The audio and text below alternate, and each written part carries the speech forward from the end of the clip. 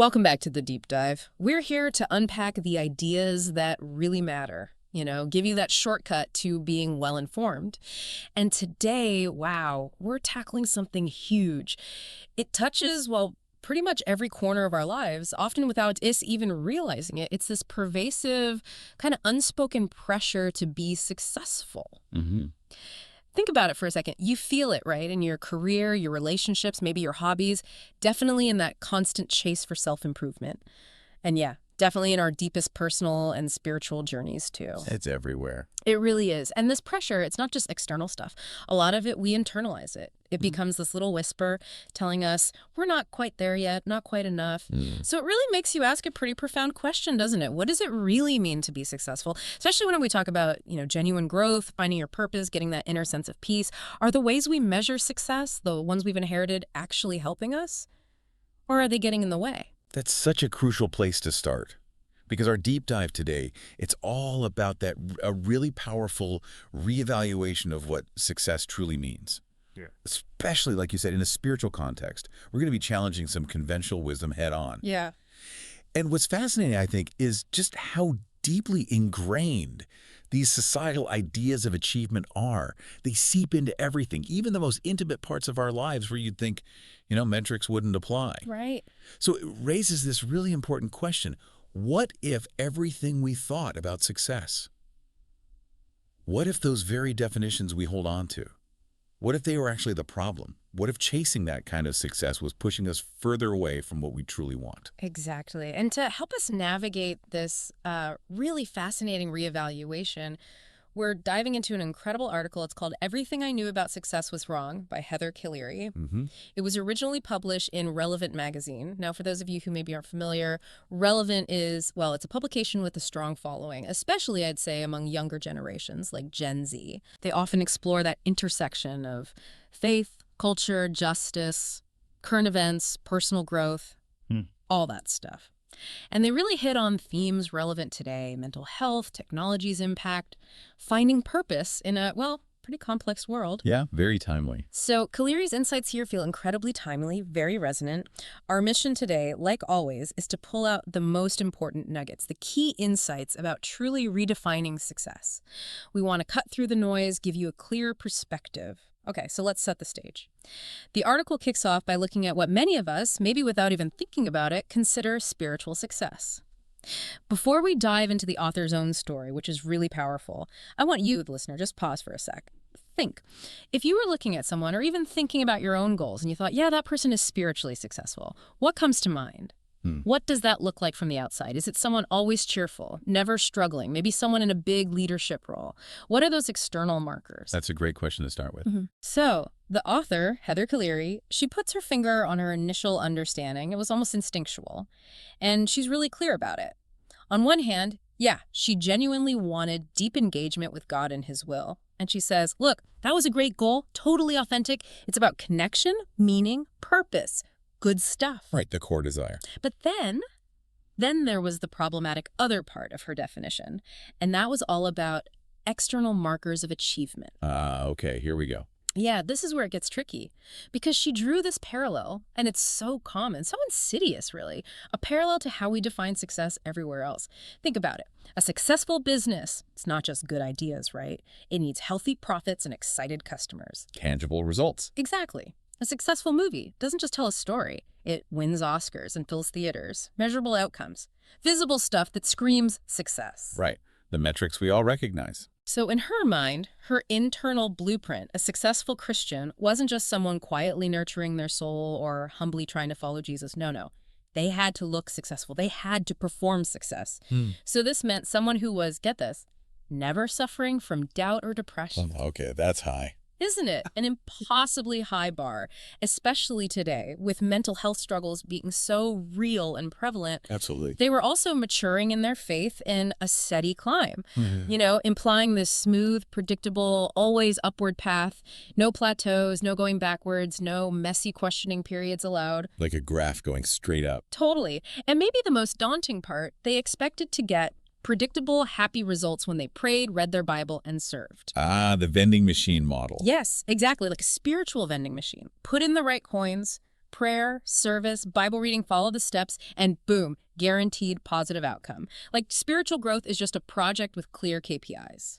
And what's so profound there is how easily, how unconsciously we project those secular metrics, those performance-based ideas, onto something as deep and personal as our spiritual lives. Yeah. This external, performance-based definition that Kelly Reid describes so honestly. Right. I mean, on the surface, it sounds good, right? Who would want a steady climb and happy results? Of course. But it has this inherent deep flaw. It creates massive pressure. Yeah. Just immense. Yeah. And that inevitably leads to feelings of shame, anxiety. Mm-hmm. The author herself went through this, as we'll hear, and I suspect many listening will find it really relatable. Because when you reduce faith, which is so expansive and messy, to just a list of achievements or perfect behaviors, Yeah. you set an impossible standard. You do. You're constantly judging yourself, usually harshly, and you will fall short. Because real life, real spiritual growth, it's not linear, it's not predictable, it involves doubt, struggle, admitting limitations. This whole mindset just runs counter to an authentic spiritual life, which often demands vulnerability, a willingness to wrestle, embracing imperfection.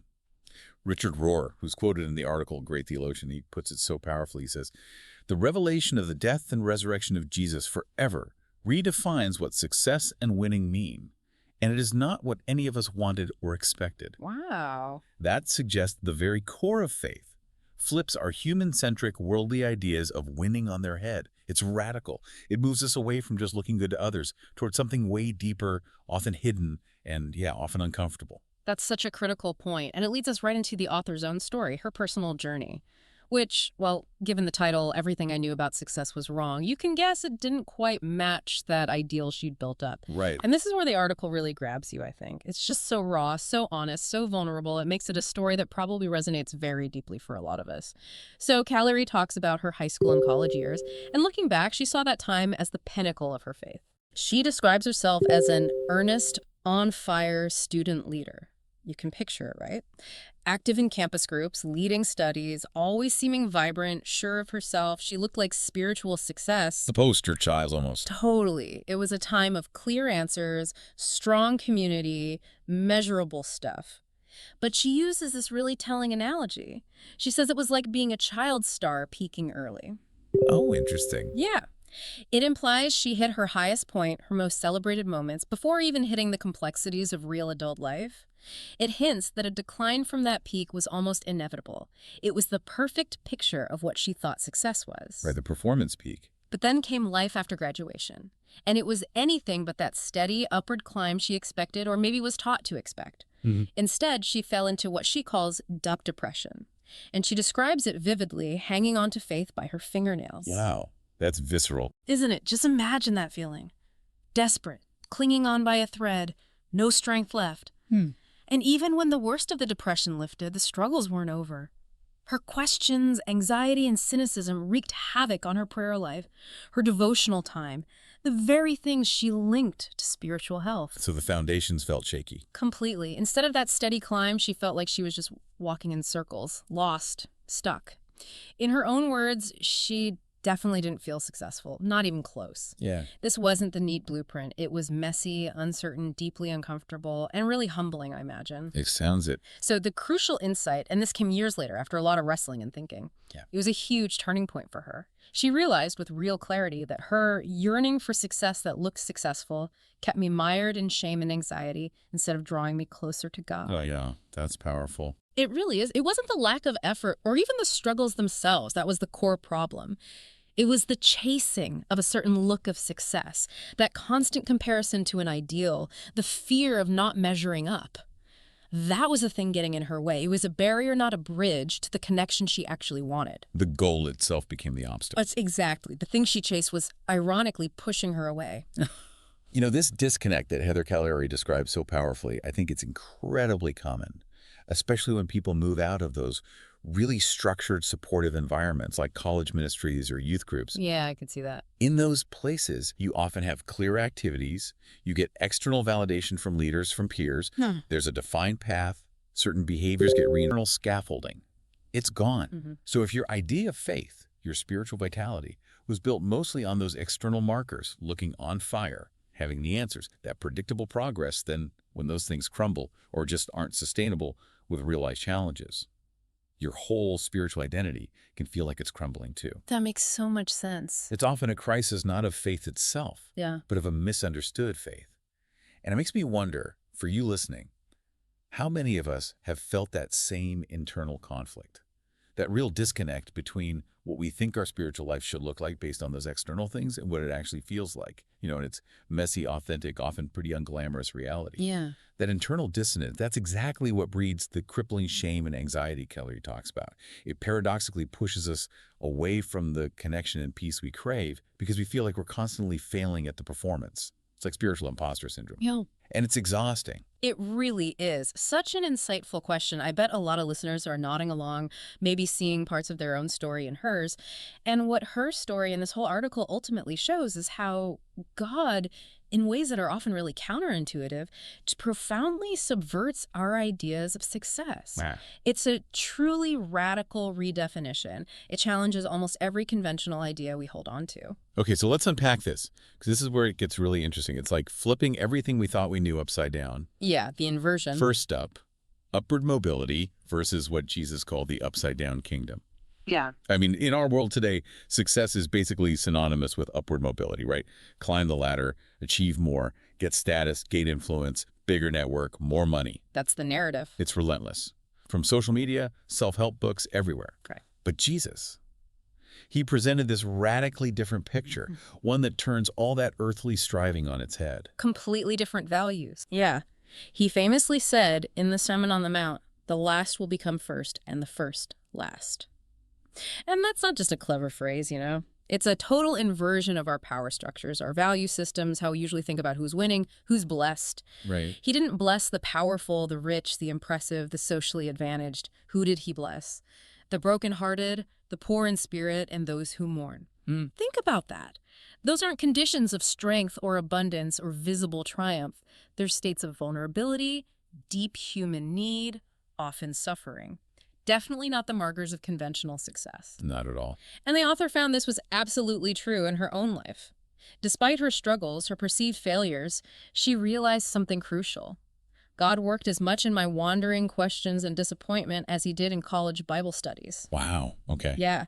As much as in the evangelism drives and leadership roles, it directly challenges the idea that God only shows up when we're doing everything right, or that spiritual growth only happens in structured religious stuff. Right. It's not confined to the spiritual box. Yeah. Exactly. It wasn't in those peak child star moments that she found God's deepest love. Instead, she says, with such honesty, it was in suffering, not success, that God finally convinced me of his love. Yeah. It was in the places she felt least successful, most broken, most despairing, that she encountered something much deeper, more lasting, and ultimately more loving.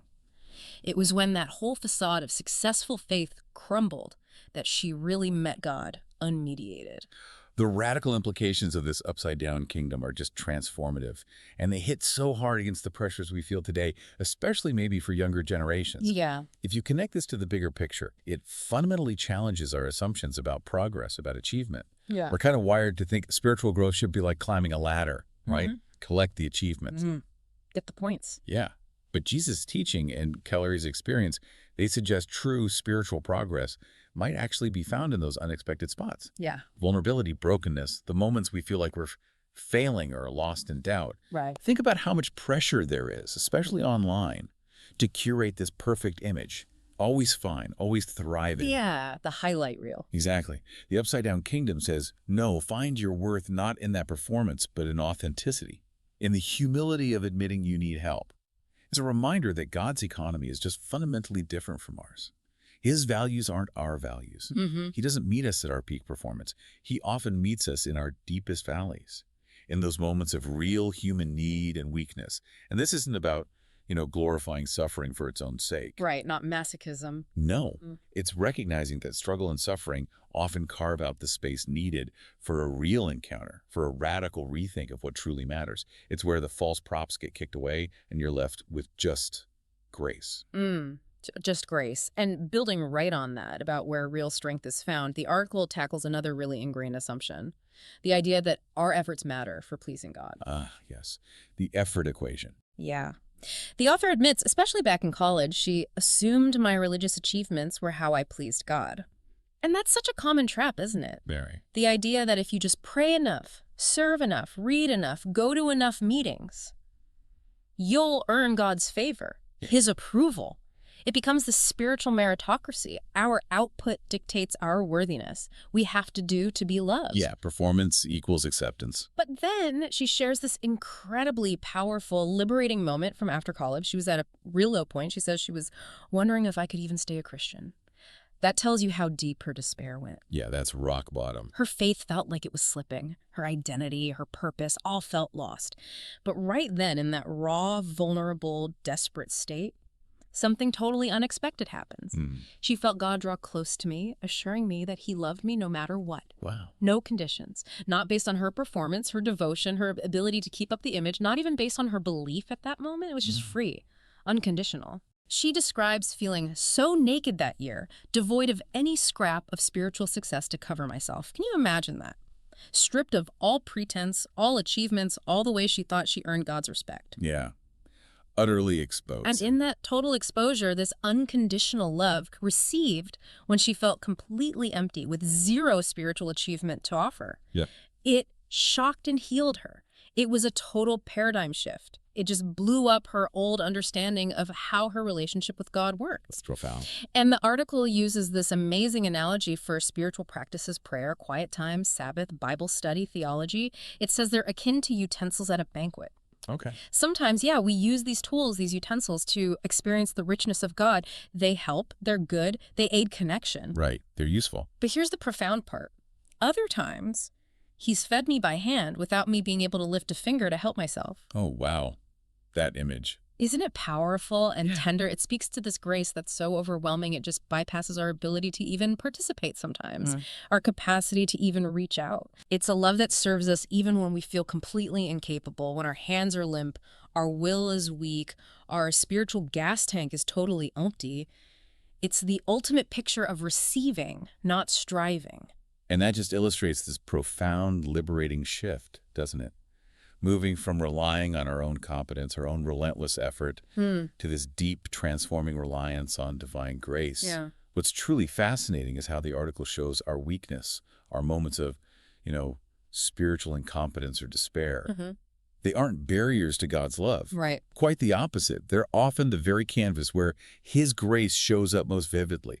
When we literally can't lift a finger, when our supposed religious achievements are gone, that's often precisely when we encounter God's unearned favor, his overwhelming love most clearly. It's about realizing our spiritual journey isn't some ladder we climb by our own strength, always trying to prove we're good enough. It's a journey where God's power is actually made perfect, made visible in our weakness. Scripture says that again and again. Yeah. And that realization, it's just profoundly liberating. It lifts that exhausting and ultimately useless burden of trying to earn something that's actually given freely, abundantly. It lets us just receive, just rest in that divine provision instead of constantly striving for what we think we lack. And the article keeps challenging these ideas. It tackles another big one. The notion that success implies we'll look successful. The appearance factor. Yes, meaning having that consistently regular prayer life, always showing eagerness to study the Bible, just generally presenting this image of spiritual composure, unwavering faith. We all have that picture in our heads, don't we? Oh, yeah. The spiritually together person. Exactly. Always composed, always on top of their game, perfectly balancing spiritual disciplines with this joyful look. Right. Never a hair out of place, spiritually speaking. So naturally, when the author, after college, found herself in a place where she could barely touch my Bible, much less study it or pray, she felt, immense despair. Of course. By that standard, she's failing. Totally failing by her own internal definition, and probably by the standards she felt from others. But then she reveals something really crucial, this difficult, tumultuous period, this really uncomfortable struggle. It was actually a direct result of her finally being honest with God and myself. Honest about her anger, depression, and trauma. She'd reached a point where she just couldn't use religious language and practices to paper over the deeper stuff anymore. The facade cracked. Yeah. What looked like a spiritual breakdown from the outside was actually maybe a profound breakthrough in authenticity.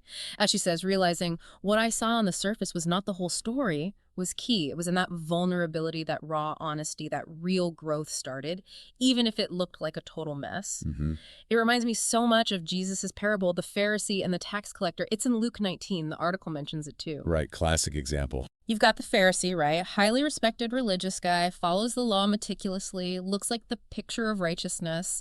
He stands up front in the temple, loudly listing his achievements, fasting, tithing, all the stuff that looks successful, his spiritual resume. Checking all the boxes. Exactly. But Jesus says God doesn't justify him.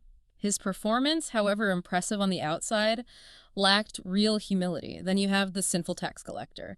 Despised guy, collaborator, probably seen as corrupt. He stands way back, won't even look up, just beats his chest asking for mercy. Humble repentance. Yeah. And he's the one who's exalted. It's this stark, almost shocking contrast, outward show versus inward reality. Looking successful versus being truly seen and accepted by God, even in brokenness. Such a powerful story. And the article's key insight here just feels so freeing.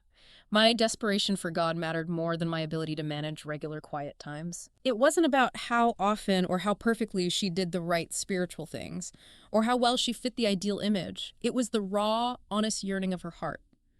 That desperation spoke louder than any perfect spiritual track record. And that point just profoundly underscores how vital authenticity is over just, superficial appearances in our spiritual lives. Yeah. If you connect this to the bigger picture today, especially with our hypervisual, performance-driven digital world, Yeah.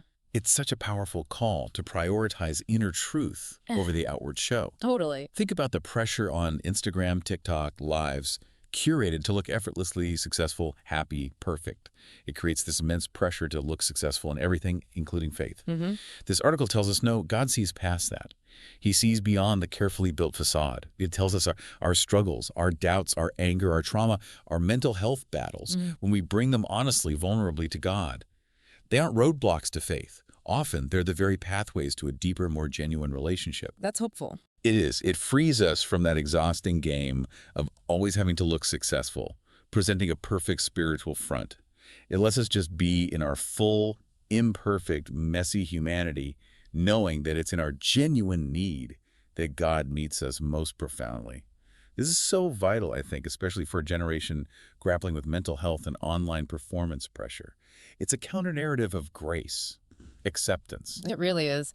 And finally, the article gets to maybe the most liberating truth of all, the one that really unties those knots of anxiety. It's the idea that success threatens failure, but Jesus promised an easy yoke. The fear of failure. Yeah. Deep down, the author reflects, she just assumed God's kingdom operated like the performing arts I did as a child, on a strict meritocracy. And honestly, I think many of us internalize that. We do. In performance, right? Stage, boardroom, whatever. You hit the mark, you execute perfectly, or you don't. You're good enough, or you fail. There's that constant underlying threat. Not measuring up, not being chosen, falling short. High stakes. Pass, fail. Exactly. And she gives this perfect, really relatable example. When she first tried listening prayer, sitting quietly, waiting for God to speak, often presented as this key to spiritual depth, she panicked after maybe 5 minutes because she didn't hear him in some clear, obvious way. Her immediate thought, I thought I'd failed. Yes. Been there. Right. It perfectly shows that performance mindset. If there's a task, there's a right way, therefore there's a way to fail. No immediate clear result equals personal failure. It's so common when you try spiritual practice with rigid expectations. Definitely. But the counterintuitive truth, the one she's come to embrace and is still learning, it's incredibly liberating. She admits it's taken a long time, and honestly, I'm still learning, to accept that it's okay to pray incompetent prayers, feel bewildered by scripture, and generally be hapless at spiritual matters. Hapless. I like that. Me too. It's not aiming for mediocrity, right? Or an excuse for laziness. It's this profound release from the crushing weight of needing to be perfect. It's accepting human imperfection, clumsiness, weakness, in the face of divine grace. She even embraces being a desperate, bumbling Christian. Yeah. That paints a picture. It does. Someone totally reliant, maybe stumbling, but still moving. Not because they're so skilled, because of some deeper power carrying them. Right. And here's the core theological truth holding all this up. The foundation that sets us free. My competence isn't needed. God's power is. That's the key. Isn't that freeing? It just takes the burden right off. We don't have to be good enough, smart enough, disciplined enough, on fire enough. Our ability or lack of it's not the point. God's power, his infinite capacity, his grace, that's what matters. Yeah. The article backs this up with that amazing quote from Paul in Ephesians, the Message version. God can do anything, far more than you could ever imagine or guess or request in your wildest dreams. Love that verse. It implies our limits, our failures, our moments of feeling totally helpless. They aren't boundaries for God's work. They might actually be the very openings where his grace flows most powerfully. It's in our surrender that his strength shows up. And that brings us right to the profound freedom that comes when you finally release that crushing burden of performance. Yeah. That constant need to be good enough in your spiritual life. Yeah. It prompts a really important question for you, the listener. How does letting go of that fear, the fear of failing spiritually or even failing in other parts of your life, how does that open you up to a deeper, more authentic connection? When we stop trying to earn or achieve spiritual competence just through our own effort, we actually create space for grace to really work in us. It's like, imagine frantically trying to paddle a tiny boat upstream against a really strong current. You're just exhausting yourself. Right, getting nowhere fast. No, exactly. Yeah. Compare that to simply trusting that the current, which is way more powerful than you, will carry you where you need to go. Now, this isn't about being passive. It's about figuring out where the real strength lies and aligning with it. Okay. It lets us approach prayer, scripture, service, not as tasks we have to perfect or obligations we have to tick off a list, but as open invitations. Invitations to experience God's love and power regardless of how capable or spiritually proficient we feel. It shifts our focus completely from our limited output to God's immense, boundless capacity to act for us.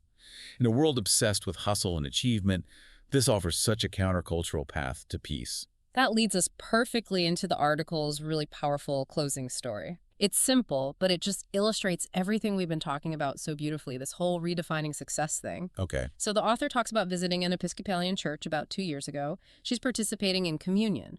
Now, for years, she admits communion actually made her anxious. Oh, interesting. Yeah. Loaded with internal questions, performance fears. Am I worthy? Am I doing this right? Am I feeling the right thing? All that anxiety coming from that same performance mindset. The internal checklist. Exactly. But in this specific service, something was fundamentally different. As she went up to the altar, the priest placed the wafer, the communion bread, on her tongue without me moving a muscle. Pure reception. Pure, unadulterated reception. Yeah. Being ministered to, served, nourished with zero active effort or striving from her. She just stood there. With clarity, she had completely missed the point of communion and faith. Wow. Her old approach, that striving, performance-based model that had dogged her for years, it wrongly assumed success depended on me. She was carrying this huge burden, this expectation that she had to do something, perform a certain way, be worthy, to achieve or receive God's grace. It was all about her effort. Right, putting the onus on herself. But the true point, the article's ultimate liberating message, it became crystal clear right then. It's God that succeeds with us. It's his competence that is at issue. That flips everything. Doesn't it? That's the radical redefinition. Our spiritual journey isn't about our ability to perfectly execute faith, be flawlessly spiritual. It's about God's perfect execution of his love and grace in us, through us, no matter our perceived flaws. His competence is what ultimately counts, not ours.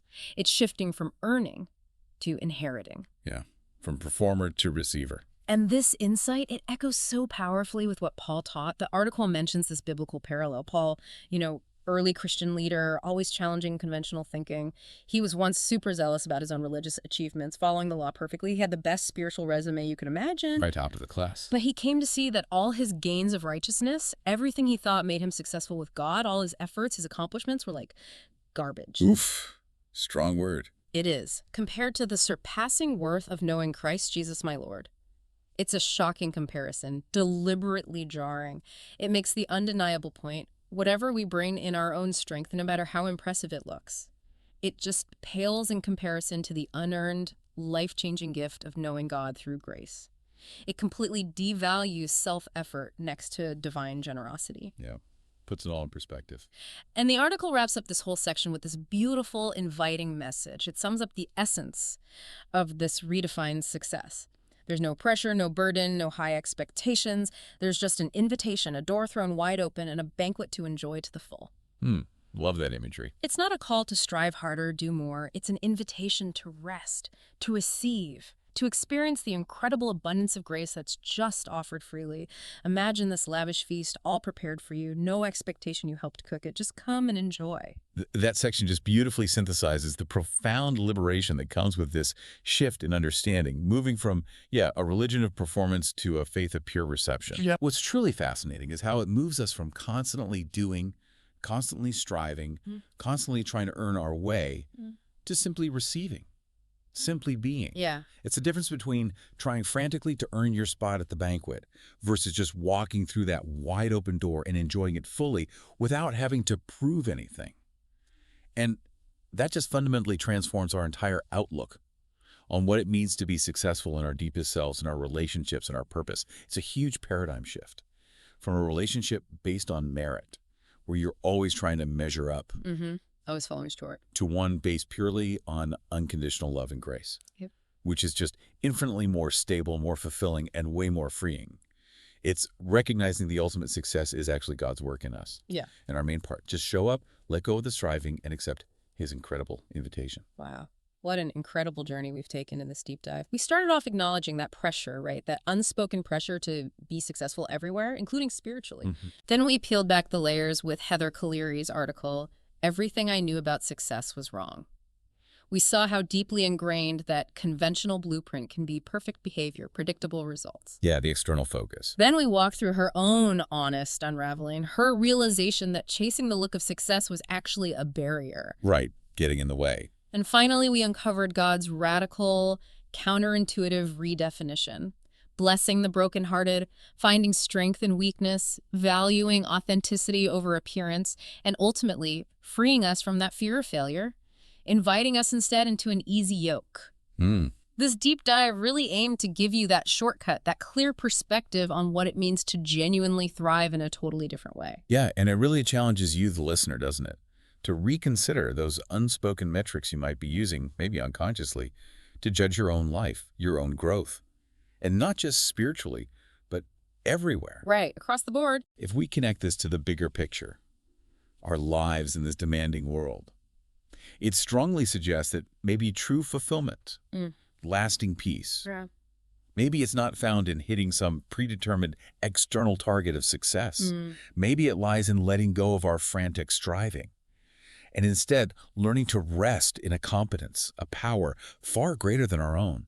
It's that profound shift from relentless self-reliance to a deeper trust, from constant doing to simply receiving. And that can revolutionize how we approach everything, lifting that crushing weight of perfectionism, of feeling inadequate. So as you go about your week, here's something profound to maybe mull over. If success isn't ultimately about outward achievement or keeping up a perfect image or our own relentless efforts, if it's actually about God's competence, his power showing up in our weakness and this easy yoke that lifts burdens, how does that radical shift change how you approach striving? How does it fundamentally alter how you navigate the pressures in your career, your relationships, even just your daily digital life, especially when the world constantly yells more, more, more? Yeah. This is a concept, I think, that just keeps unfolding. It reveals deeper layers, more freedom. The more you sit with it, the more you explore it. Thanks for diving deep with us today.